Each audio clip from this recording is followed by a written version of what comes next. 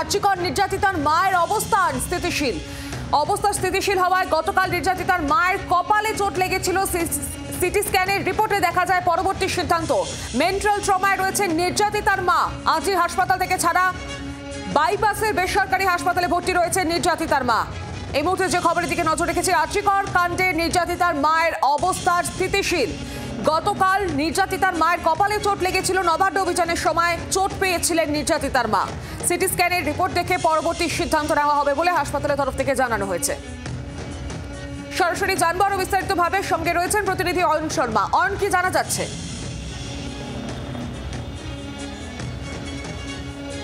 দেখো, তোমাকে বলে রাখি যে আরজিকর মেডিকেল কলেজ হাসপাতালে নিহত চিকিৎসকের মা, অভয়ের মা, তিনি ভর্তি রয়েছেন দক্ষিণ কলকাতার বাইপাসের ধারে একটি বেসরকারি হাসপাতালে। সেই হাসপাতালে গতকাল ঠিক দুপুর 3:35 নাগাদ তাকে ভর্তি করা হয়েছিল এবং সেই সময় দেখা গিয়েছিল যে তার যে কপালে যে আঘাত রয়েছে, সেই কপালে আঘাতে প্রথমত সিটি স্ক্যান করা হয়। সেই সিটি স্ক্যান রিপোর্ট ইতিমধ্যে এসে গিয়েছে এবং সেখানে তোমাকে বলে রাখি যে সিটি স্ক্যান রিপোর্টে যে চিকিৎসকরা যে বিষয়টি লক্ষ্য করছেন, ইতিমধ্যেই ইন্টারনাল কিন্তু তেমন কোনো ইনজুরি নেই, আশঙ্কা তেমন কোনো কারণ নেই। তবে সেখানে দেখা যাচ্ছে যে এক্সটার্নাল একটা হেমাটোমা, অর্থাৎ বহির অংশ, কপালের যে উপরের অংশে একটা আঘাত রয়েছে, এমনটাই চিকিৎসকরা বলছেন। তবে এই মুহূর্তে তার যে পরিস্থিতি এবং সেখানে দাঁড়িয়ে কিছুটা মেন্টাল স্ট্রেস রয়েছে তার। আপাতত এমার্জেন্সি ওয়ার্ডের যে অবজারভেশন ওয়ার্ড রয়েছে সেখানে আপাতত তাকে ভর্তি রাখা হয়েছে এবং সেখানে আপাতত চিকিৎসকরা তাকে দেখছেন এবং নিউরোসার্জন যারা রয়েছেন তারা ইতিমধ্যে দেখে গিয়েছেন এবং পাশাপাশি এমার্জেন্সি যারা মেডিকেল অফিসাররা রয়েছেন তারা ইতিমধ্যে দেখে গিয়েছেন। তবে সর্বোপরি একটা বিষয় তোমাকে বলে রাখি যে সিটি স্ক্যান যে রিপোর্ট, সেই রিপোর্টে আশঙ্কা করা হচ্ছিল যে ইন্টারনাল কোনো ইনজুরি আসবে কিনা।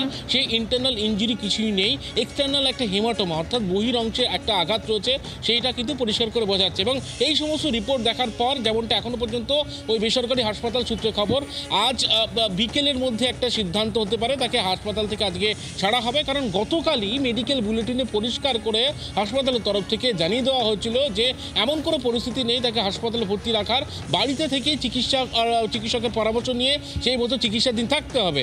এবং সেই জায়গায় দাঁড়িয়ে শুধুমাত্র অপেক্ষা করছিলেন চিকিৎসকরা যে সিটি স্ক্যান রিপোর্টে কোনো ইন্টারনাল ইনজুরি আসে কিনা। কিন্তু সেই রিপোর্টটাও কিন্তু পরিষ্কার হয়ে গেল, ইন্টারনাল তেমন কোনো ইনজুরি নেই, একটা এক্সটার্নাল হেমাটোমা রয়েছে এবং বহির অংশে রক্ত একটি জায়গায় জমাট বেঁধে রয়েছে এবং তার জন্য হাসপাতালে ভর্তি রাখার আপাতত প্রয়োজন নেই, গতকালই জানিয়ে দেওয়া হয়েছিল।